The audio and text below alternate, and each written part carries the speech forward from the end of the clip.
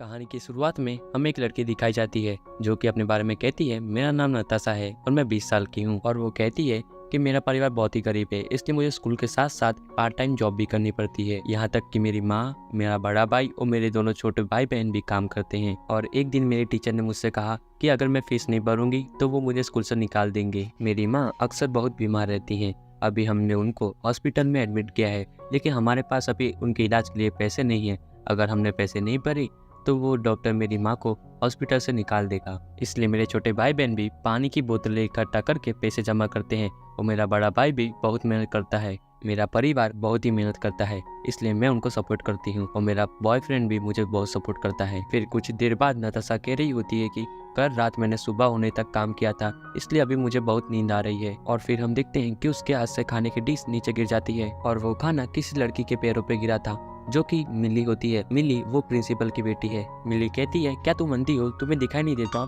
नताशा कहती है, मेरा ऐसा करने का कोई इरादा नहीं था, तुम मुझे माफ कर दो। अगर तुम चाहो तो मैं इसके लिए तुम्हें पे कर सकती हूँ। क्या कहा तुमने? तुम पे करोगी इसके लिए? तुम्हें पता भी है इन जूतों की कीमत 2000 युआन है और तुम जो अपने स्कूल की फीस नहीं भर सकती वो मेरे जूते के लिए पे कर सकती है क्या? क्या तुम्हारे पास इतना पैसा है? वैसे हम दोनों क्लासमेट हैं, इसमें तुम पे ज्यादा गुस्सा नहीं होना चाहती। अगर तुम अपने मुंह से मेरे जूते साफ कर दोगी तो मैं तुम्हें जाने दूंगी। नताशा कहती है, तुम अपनी लिमिट क्रॉस कर रही हो।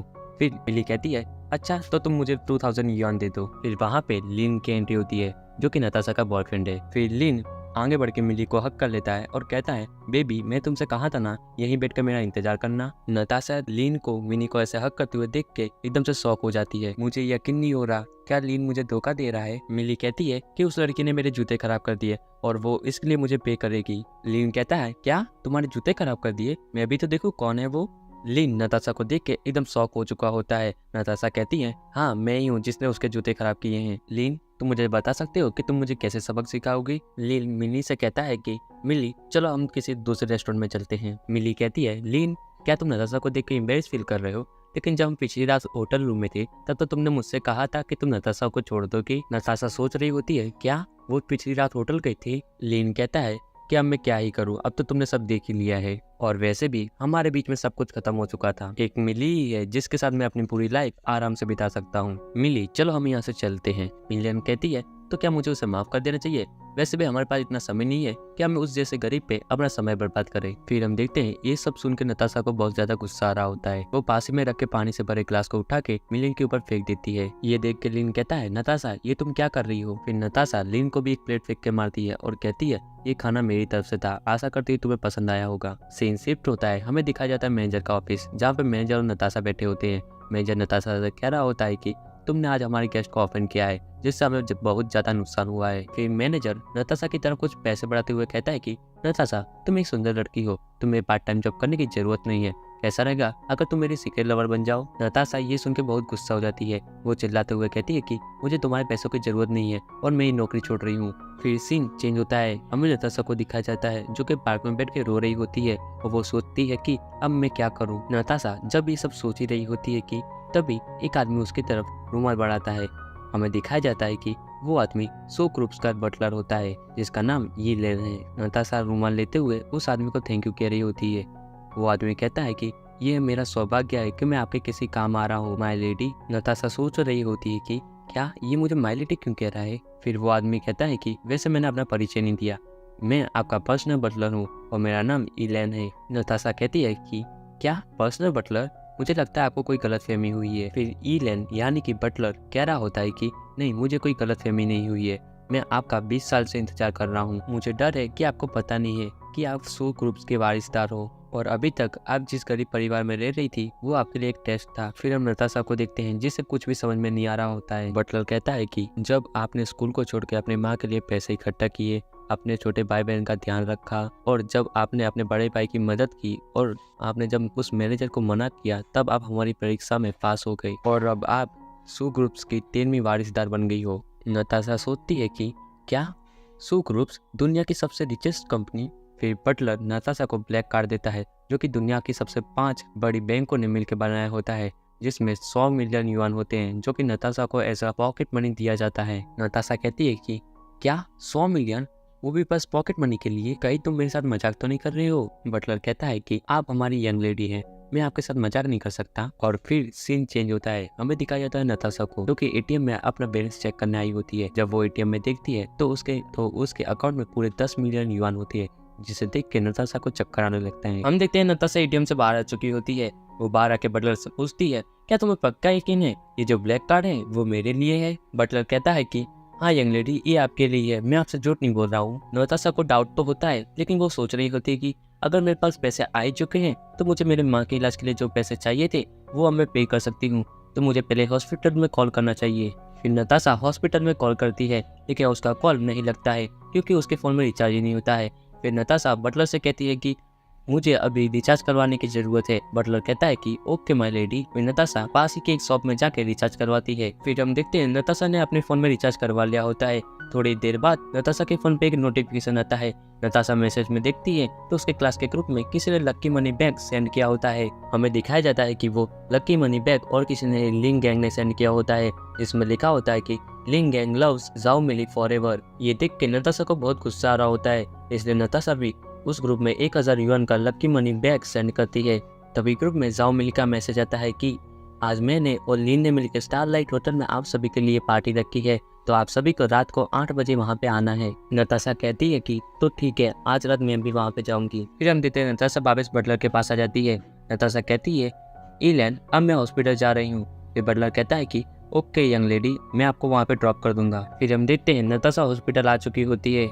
ईलैन कहता है कि अभी मुझे सुक्रूस में इन्फॉर्म करना है कि हमारी यंग लेडी हमें मिल चुकी है, तब तक आप अंदर जाकर सीधा डायरेक्टर से बात कर लीजिए, डायरेक्टर ने आपके लिए सब कुछ पहले से अरेंज कर दिया है। नताशा कहती है तो ठीक है, मैं अंदर जा रही हूँ। फिर हमें दिखाया जाता है कि नताशा हॉस्पिटल में आ जाती है। फिर नताशा देखती है कि उसका भाई नीचे घुटनों पर बैठा होता है और चिल्ला रहा होता है कि अगर उसने मेरी माँ को निकाल दिया तो मेरी माँ मर जाएगी। नर्स कहती है हम यहाँ कोई चैरिटी नहीं कर रहे हैं, अगर तुम्हें अपनी माँ का इलाज करवाना है तो तुम्हें बिल पे करना होगा, और अगर तुम्हारे पास पैसे नहीं है तो तुम्हें यहाँ से निकल जाओ। फिर हम देखते हैं नताशा अपने भाई के पास आ चुकी होती है। उसका भाई कह रहा होता है नताशा, ये हमारी माँ को हॉस्पिटल से निकाल रहे हैं, मुझे माफ कर दो, हमारे पास इतने पैसे नहीं है कि हम अपनी माँ को बचा सके। नताशा कहती है भाई तुम चिंता मत करो, मेरे पास पैसे हैं। नताशा नर्स को अपना कार्ड दिखाते हुए कहती है कि अभी मैं पैसे बनने जा रही हूँ, तुम मेरी माँ का इलाज करवाना शुरू करो।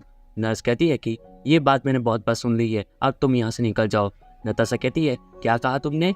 निकल जाओ, एक बार फिर से कहना। नर्स कहती है निकल जाओ हॉस्पिटल से। तभी पीछे से डायरेक्टर आ जाते हैं। डायरेक्टर कहता है कि लगता है अभी तुम्हें यहाँ से निकलने की जरूरत है। नर्स एकदम से शॉक हो जाती है, वो कहती है डायरेक्टर आप यहाँ क्या कर रहे हैं? फिर डायरेक्टर नताशा के पास जाके नताशा से माफी मांगता है। वो कहता है कि हमें माफ कर दीजिए, हमारे स्टाफ से बहुत बड़ी गलती हो गई है। ये देख के नर्स सोचती है कि आखिर डायरेक्टर इस जैसे गरीब से क्यों माफी मांग रहे हैं। नताशा का भाई भी ये देख के बहुत हैरान हो जाता है। नताशा कहती है डायरेक्टर आप रहने दीजिए, इसमें आपकी कोई गलती नहीं है, गलती तो उस नर्स की है। डायरेक्टर कहती है ठीक है, मैं उस नर्स से भी आप माफी मंगवाता हूँ। डायरेक्टर कहते हैं नर्स जल्दी से मिस नताशा से माफी मांगो। फिर नर्स भी जल्दी से माफी मांगने लगती है कि मुझे माफ कर दीजिए, मुझसे बहुत बड़ी गलती हो गई है। नताशा कहती है कि डायरेक्टर मेरी माँ के ऑपरेशन के बारे में क्या हुआ?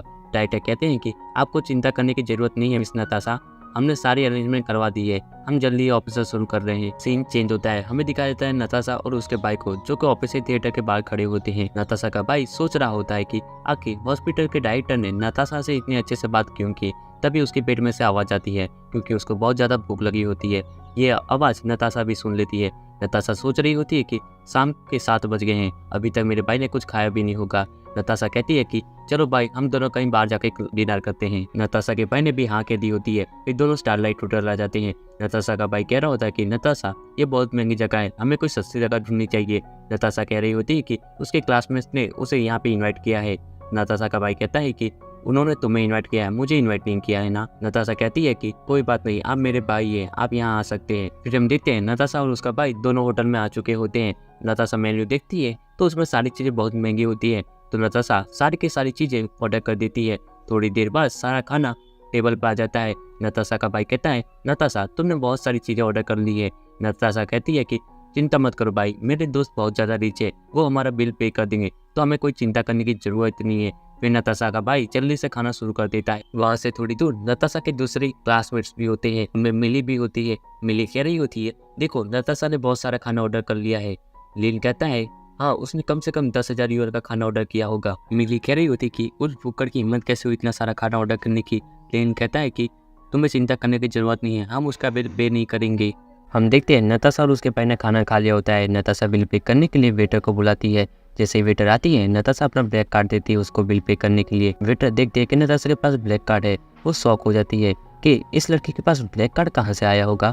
नताशा कहती है कोई प्रॉब्लम है क्या? वेटर कहती है नहीं, कोई प्रॉब्लम नहीं है, मैं अभी आपका बिल लेके आती हूँ। फिर नताशा को एकदम से याद आता है कि मैं तो उन दोनों के बारे में भूल ही गई।